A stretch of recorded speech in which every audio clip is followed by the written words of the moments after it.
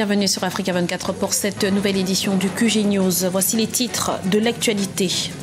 Le terrorisme a de nouveau frappé la Tunisie ce vendredi 26 juin. L'attaque a eu lieu dans la zone touristique de Sousse. Le bilan est lourd. Au moins 27 victimes sont à déplorer. Tournée européenne d'une délégation du mouvement pour la renaissance du Cameroun. Objectif, établir un cadre d'échange avec les militants sur un projet de société en vue de l'échéance électorale de 2018. Et puis gros plan en fin d'édition sur le centre Mouraz, un institut de recherche spécialisé sur les maladies dites prioritaires que sont le sida, le paludisme ou encore l'épidémie d'Ebola. Nouvel attentat terroriste en Tunisie. C'est sur la plage de la zone touristique de Sousse, dans le centre-est du pays, qu'un individu armé a ouvert le feu sur des touristes ce vendredi. Le bilan provisoire fait état d'au moins 27 victimes. À noter que la Tunisie est en état d'alerte maximale depuis l'attentat contre le musée du Bardo à Tunis qui a fait 22 victimes. On écoute la réaction de Monsef Chekourou, ancien député. Je ne sais pas jusqu'où ça va continuer, les complicités dont il bénéficie. Ça me rappelle un 25 juillet, il y a 2 ans, quand mon collègue député comme moi, à l'époque, a reçu 14 balles dans le corps pour qu'on arrête le processus de démocratisation en Tunisie. Personne en Europe ne s'est posé la question pourquoi Brahmi a été assassiné comme ça. Ils ont failli réussir. Parce que pas mal de Tunisiens ont dit arrêtons l'Assemblée, arrêtons la Constitution, arrêtons tout ça. Eh bien, on n'est pas tombé dans le panneau. J'espère que cette fois-ci, on ne tombera pas dans le panneau. On ne va pas baisser les bras. On va faire comme avec Brahmi. Avec Brahmi, chaque fois que je rentrais chez moi à 1 ou 2 heures du matin, après des votes et des discussions au Parlement très dures, les policiers du coin me disaient « Monsieur, attendez qu'on aille fouiller votre jardin parce que il se peut que des gens maintenant vous ciblent, vous, tous les membres de l'Assemblée, le prochain et tout ça. » Et j'ai dit, je ne m'arrêterai pas et nous n'allons pas nous arrêter. Nous devons ça à nos enfants. Une délégation du mouvement pour la renaissance du Cameroun est en Europe depuis le 4 juin 2015 dans le cadre d'une tournée politique. Une délégation conduite par l'opposant Maurice Kamto, président du parti. Objectif, présenter à la diaspora camerounaise leur projet de société pour le Cameroun. Ibarati Ndiaye. Le mouvement pour la renaissance du Cameroun à la rencontre de la diaspora camerounaise en Europe. Le président de la formation politique, Maurice Kamto, expose son projet de société aux Camerounais de la diaspora. Après la Belgique, les Pays-Bas, l'Allemagne, il était de passage à Paris cette semaine et sera en Grande-Bretagne ce lundi. Objectif de ce périple, établir un cadre d'échange avec les militants du MRC, le mouvement pour la renaissance du Cameroun, sur le projet de société qui s'articule sur 5 axes principaux. Notre projet de société est organisé autour de 5 piliers. Je peux en parler très rapidement. Le premier pilier est ce que nous appelons le pacte républicain. Il nous semble que l'état actuel de la société camerounaise mérite une vraie mobilisation autour de l'idée du vivre ensemble. Il faut bâtir une société de confiance, confiance entre citoyens bien entendu, mais également confiance entre les citoyens et les gouvernants. Et le troisième axe majeur du pacte républicain, c'est d'organiser une démocratie qui permette au fond une évolution apaisée de notre société à travers des élections crédibles basées sur un code électoral adopté consensuellement, ce qui n'est pas le cas aujourd'hui. L'éducation et la formation sont 2 secteurs sur lesquels Maurice Kamto compte miser pour un Cameroun émergent. Le deuxième pilier, pour aller rapidement, c'est le pacte éducatif que nous appelons aussi pacte jeune. Il s'agit d'un pilier essentiel parce que au MRC, nous disons que le système éducatif mis en place dans les années 60 a accompli sa mission, mais au terme de sa logique, c'était un système éducatif qui avait vocation à former des cadres pour prendre la relève de l'administration coloniale. Ce système a réussi et maintenant, il faut mettre en place un nouveau système pour affronter les défis majeurs auxquels le pays est confronté déjà aujourd'hui et de manière plus significative dans les années à venir. Industrialiser l'agriculture camerounaise fait également partie des priorités du leader du mouvement pour la renaissance du Cameroun. Il se fixe également comme objectif de faire de l'exploitation minière un fer de lance de l'économie du Cameroun. Cameroun. Rappelons que la présidentielle dans ce pays d'Afrique centrale, déjà considéré comme le grenier de la sous-région, est prévue pour 2018. 26 juin 1945, 26 juin 2015, voilà à 70 ans, jour pour jour, que l'Organisation des Nations Unies a été créée. 70 années pendant lesquelles l'organisation s'est immiscée dans les interstices laissés par la diplomatie de ses États membres, mettant en avant la responsabilité de protéger les populations. Bilan des actions de l'ONU avec l'historien Hamzat Boukari.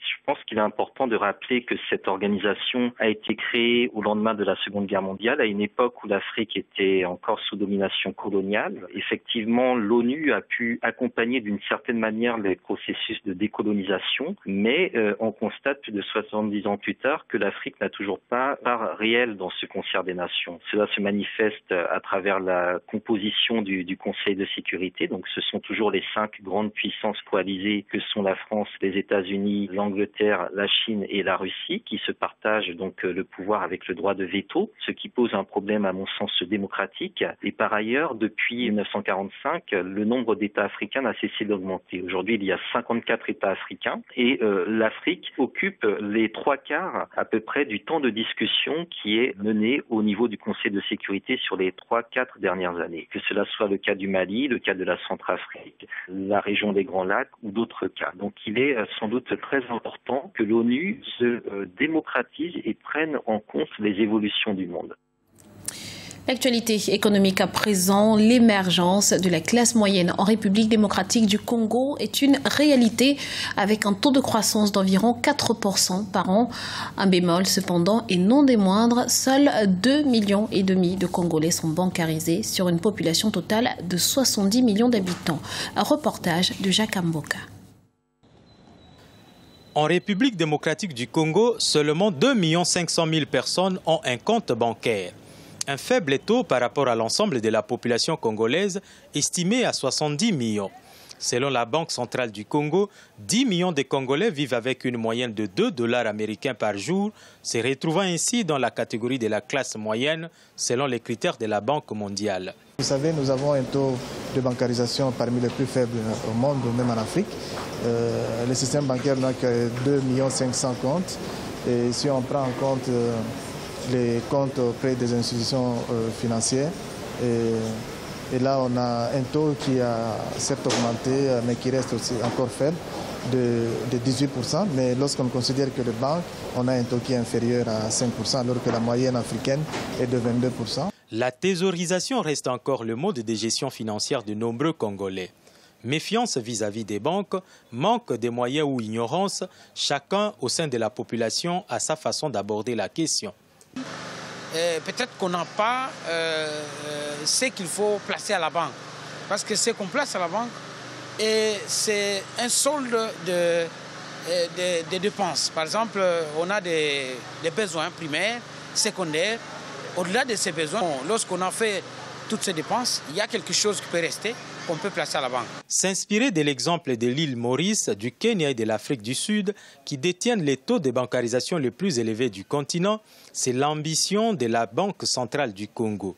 À cette fin, elle a lancé à Kinshasa un plan pilote consacré à l'éducation financière. La croissance de la République démocratique du Congo s'améliore.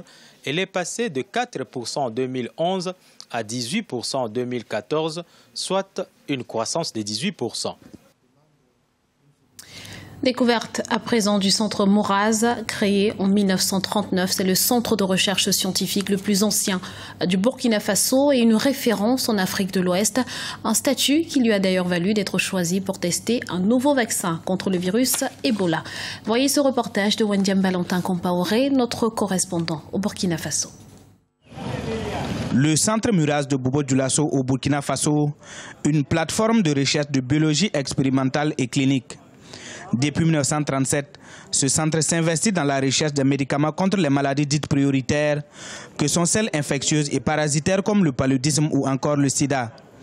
Après 76 ans d'existence, les résultats du centre ont aussi contribué à éradiquer des maladies comme la dracunculose en Afrique de l'Ouest. C'est au centre Moraz que la première étude africaine a démarré en 1993-94 pour démontrer qu'une molécule simple qui s'appelle la zidovudine ou l'AZT peut donner autour de l'accouchement, réduit de près de 40 à 50% le risque de transmission de la mère à l'enfant du virus du sida. Beaucoup de personnes ont suivi et ont démontré avec d'autres médicaments encore moins chers que cela était possible. Et c'est ça qui a permis de développer avec l'UNICEF, avec le système des Nations Unies, tous les programmes que vous connaissez aujourd'hui de prévention de la transmission mère-enfant du VIH. Depuis 2001, le Centre Muraz est devenu un institut public burkinabé de recherche pour la santé. Ces résultats engrangés ont influencé des politiques sanitaires en Afrique. Avec certains partenaires, le Centre Muraz travaille sur des questions comme la méningite. Et donc, il y a quand même eu l'isolement de certaines souches de méningite qui ont été responsables, par exemple, de l'épidémie de méningite qui a été observée en 2001.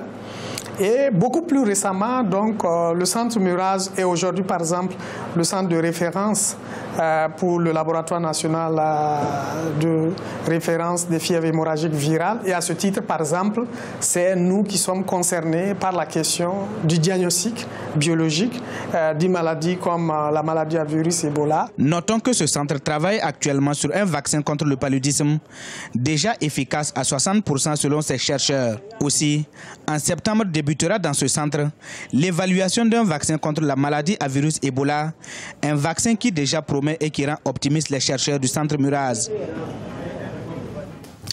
Ce journal a été réalisé par l'ensemble de la rédaction. Merci pour votre fidélité. Retrouvez dans un instant une nouvelle édition de l'information sur Africa 24.